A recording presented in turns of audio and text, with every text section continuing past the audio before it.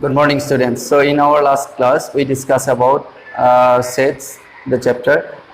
There we discussed about the roster method, set builder method, and with respect to this, we start the exercise 1.1 also.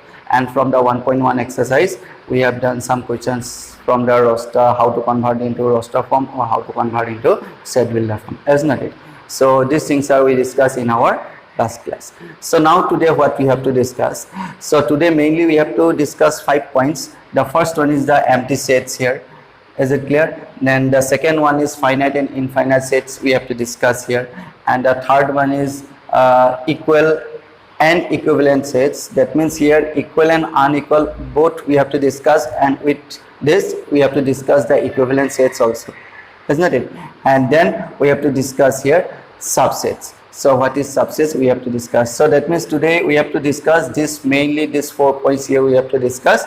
And now let's start now here one by one. So the first one is here now the empty sets. So actually what is empty sets? So now in case of empty sets, suppose if we consider an example, suppose one classroom is here. If we consider the classroom is this one, and which one we denoted by suppose A. If suppose this one is a classroom here, if there is no student here, in this classroom, the classroom is totally empty. Is it clear? If the classroom is totally empty, which one is we defined by A? The set is A, and we define this one by 5. The symbol is 5. We use 5 or we use this curly bracket. In between these two curly brackets, there is no element.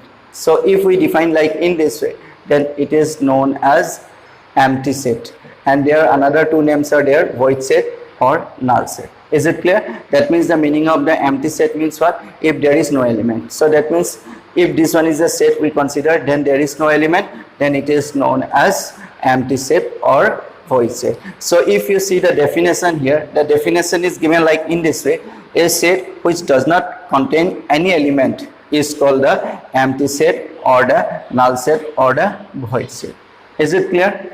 And with respect to this, if we consider an example, if you see the example is this one, let A equals to x as that x is lies between 1 and 2, and you see here 1 strictly less than x strictly greater than, this one is less than and greater than. So that means the meaning is what here? The value of x is lies between 1 and 2, and here mentioned x is a natural number. So the natural number also we know 1, 2, 3, 4, like in this way we write down the natural number. So in between x, in between 1 and 2 there is no natural number, isn't it? So we consider this one is x, so simply that's why we have to write here then A is the empty set, because there is no natural number between 1 and 2. So that means this one is the definition here we get. And now with respect to this one is practically, if anyone asks you write down an example of empty set, then we have to write this, and here the definition is like in this way. Is it clear? Okay, so next one is, if you see here, finite and infinite sets. So in case of finite and infinite set, how can we represent this one? Let's see an example. Suppose if we consider an example A, and if we consider some numbers 1, 2, 3, 4. So now here if anyone asks you how many elements are here, so easily we can write 1, 2, 3, 4. 4 elements are here, isn't it? So it is countable. And now if you consider another example, suppose B, and if we write here 1, 2, 3, 4 ... curly bracket. So in this case you see here, so when we write 1, 2, 3, 4 ... means what? Here the elements are uncountable here. Here elements are uncountable. In this case the elements are countable. Yet ki hoy elements kini tumi count koribo para, because yet 4ta ase ami easily kobo paru. Yet kintu 1, 2, 3, 4 ... that means what? Yet elements 4 ke beshi ase, 5ta hobo pare, 6ta hobo pare. That's why it is uncountable. So if countable, then it is known as finite sets, and if it is uncountable, then it is known as infinite sets. Is it clear? So with respect to this, if you see the definition now here, the definition is given like in this way: a set which is empty or consists of a definite number of elements is called finite, otherwise the set is called infinite. So here jodi etu jodi empty hoy ba jodi element thake, countable element thake, titale tak koa hoy finite sets, aru jodi uncountable hoy titale tak koa hoy infinite sets. Very simple here. finite and infinite. Finite means countable, infinite means uncountable. Is it clear? Okay. Next one is here equal sets or equivalent sets. So now in this case, if you see the equal sets, if you consider an example, suppose A equal to, we consider here A, B, C. Suppose 3 elements are we consider. At the same time, if you consider another set here, suppose B, then here also we consider B, C. Now here you see the number of elements. First of all, we have to count the number of elements. So here A, B, C, 3 elements are here, as well as here also 3 elements are there, isn't it? So number of elements are same, as well as if we identify the elements are also same, A, B, B, C, C. So that means here the number of elements are same, as well as the elements are also same. So in this case, what we can say, these two sets are equal sets. So in this case, we can write here A equals to B. Is it clear? If these two sets here number of elements and the elements are same, so that's why these two are known as equal sets. Is it clear? So now here, if we consider another example here, if you see the another example, suppose C equals to, if we consider 1, 2, 3, let's see here, and now here another one we consider, suppose 1, 2, 3, 4. So in this case, you see here, if you see the example in between these two, C and D, first of all, if we count the number of elements, 1, 2, 3, 3 elements are here, here 4 elements are here. So that means here the number of elements are not same, is not it? And the elements, no doubt 3 elements are same, but another element is here 4, but here 4 is not present. So in this case, first of all, we have to check the number of elements. So here the number of elements are not same, so that's why what we can say here, these two elements are not equal. So in this case, we have to write C is not equal with D. Is it clear? Here equal, not equal. Why? The number of elements are not same. Is it clear? So next, the third one is we get here now equivalent sets. Actually, what is equivalent set? Suppose if we consider another one, E. So here we consider the number of elements are 1, 2, 3, suppose, and F. If we consider here A, B, C. So now in between these two, you see here, number of elements are same. Here 3 elements, here also 3 elements. So the number of elements are same here. So that means here we can't say it is unequal. Number of elements are same, but the elements are what? Different. If you see here, elements are also same, so that's why we write A equal to B. Here number of elements are same, but elements are different, so that's why in this case what we can say, these two elements are equivalent sets. Is it clear? This one is equivalent sets. So equal sets, unequal sets, and equivalent sets. Is it clear? Okay. Now the next one is subsets. So if you see here subsets. So first of all, what is subset? We have to identify through an example. Suppose a set contain one element. Suppose we consider a set which contain an element. So this one is suppose A. Is it clear? So now here another sets we consider, suppose B, and which contain also another element, which one is again same A. So no doubt these two are equal sets. In our last topic we discussed about equal sets, is not it? So that means these two are equal. So now here what we have to do, A contain one element, that means this one we can represent by A belongs to A, is not it? A contain one element A, so this one also we can write A belongs to A. As well as if you see here, this A is also belongs to B.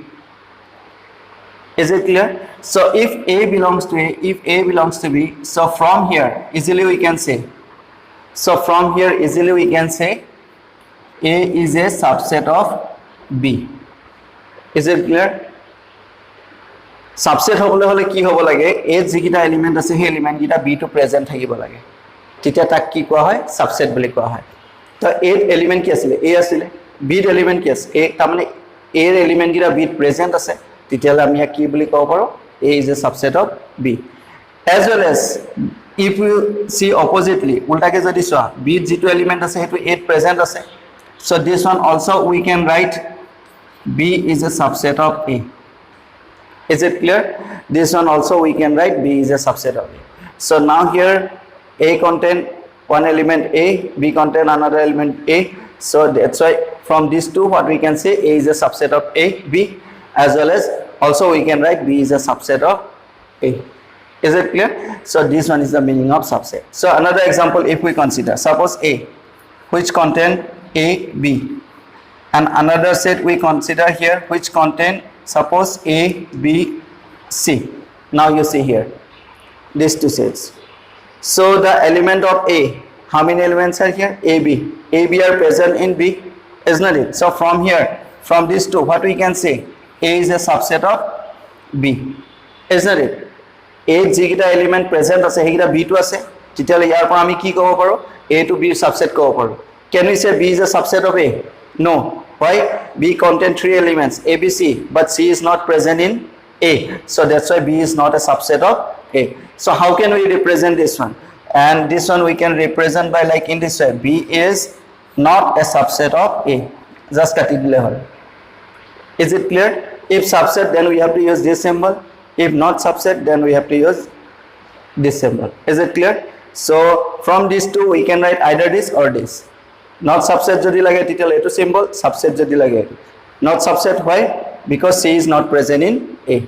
Is it clear? So this one is about subsets here. So now from these two example here, now if we see the definition here. So if you see the definition, so the definition is given like in this way. A set A is said to be subset of set B if every element of A is also an element of B. Whatever we discuss here, the meaning is this one. So symbolically, if you see here, A is a subset of B. Whenever A belongs to A, then A belongs to B. It is often convenient to use the symbol implies. Implies symbol to ami use koribo paro. Aru symbolically ami keneke likho? We write A subset B if A belongs to A implies A belongs to B. Later on we have to discuss more properly this one. And one more thing here, after getting this definition, now one more thing here, if you see, suppose A contain one element, which one? Another one is B. So from these two, what we write? A is a subset of B, or we can write B is a subset of A. Isn't it? So from these two, if A is a subset of B as well as B is a subset of A, from these two also we can say A equals to B. A duta jodi condition jodi ami kobat pao, titale yar por ami ki likhibo parim? A equals to B also we can write. Because you see, A one element. So without doing this one, we can directly write A equal to B, isn't it? Or through these two conditions also we can write. A to jodi B subset hoy, B to jodi A subset hoy, titale yar por ami ki kobo paro? A or B hodai ki hobo? Equal hobo. Is it clear? Okay. Now here another definition, if you see here another condition. Every set A, under this you see, every set A is a subset of itself. So that means the meaning of this one is what here now? Whatever we write here, the meaning is what? Suppose a set is a subset of itself. That means suppose one element we consider A and another set we consider A. Yar ami A aru B beleg loisilu, jodi eketa set elo dubar. Yar por ami ki likhibo parim? According to this condition, we can write A is a subset of A. Isn't it? We can write this one. So the sentence meaning is this one. A set is a subset of itself. Is it clear? Okay. Now after this, now another very important topic is here, the important point. Suppose A belongs to A, and or we can write this one is, we can write A contain one element, which one is A, and another one we write here A comma B. Moi ekeloge likhi dis. That means the meaning of this one is what? B contain two elements, A comma B. A contain one element, B contain two elements, A comma B. Is it clear? So from here what we can say? From these two, what we can say? A is a subset of B, but B is not a subset of A, isn't it? So in this case we can write, only we can write this condition. A is a subset of B, and here A and B are not equal. That means the meaning is what? B is not a subset of A. B is not a subset of A, or we can write A is not equal with B. Is it clear? So A is a subset of B and A is not equal with B. So if we get this type of condition, kitiaba to subset itself ho pai jao, jodi itself nohoy, jodi A is not equal with B, enepa jodi set ahe, then this A is known as proper subset. Proper subset. Is it clear? So this A is known as proper subset. And now here this B is known as super subset, or superset also mentioned, proper set or superset also mentioned. So if we write like in this way, then it is A is a proper subset and B is what? Super subset. Is it clear? Condition to ki hobo laibo? A is a subset of B and the condition is A is not equal with B. If you see inside, the definition is there written, and the definition is like in this way. If you see here, what you have to write, let A and B be two sets. If A is a subset of B and A is not equal with B, whatever we written here, then A is called a proper subset of B and B is called a superset, or we can say super subset also we can say, or simply if we say superset of A. Is it clear? So this one is superset. So now here with this proper subset and superset, with this one more condition is here, we get not condition, actually one definition is here. You see each and every time we write only one element. Yet duta element likhisu no doubt, yet kinto okol eta element likhisu. Yate moi koi thoisu, if a set contain only one element, jodi element nathake tita to ami jano what we can say, null set. If it contain one element, exactly one element, then it is known as singleton set. What we can say, singleton. So if this one is contain one element, then it is known as singleton set. Jodi okol eta element thake titele tak ki boli koa hoy, singleton set boli koa hoy. Is it clear? If empty, then it is empty set, or if more than one, then it is simply we can say set. Is it clear? So this one is about today's four topics mainly: empty set, finite, infinite, then equal, equivalent or unequal, and finally the subsets. So these are the different types of sets actually we have to know. So in our last class we discussed about roster method and set builder method. Now today we discuss this, and in our next class we discuss about the intervals. So I hope all of you understood these things more properly. So still if you have any doubt, then you can ask me. Is it clear? Okay, thank you.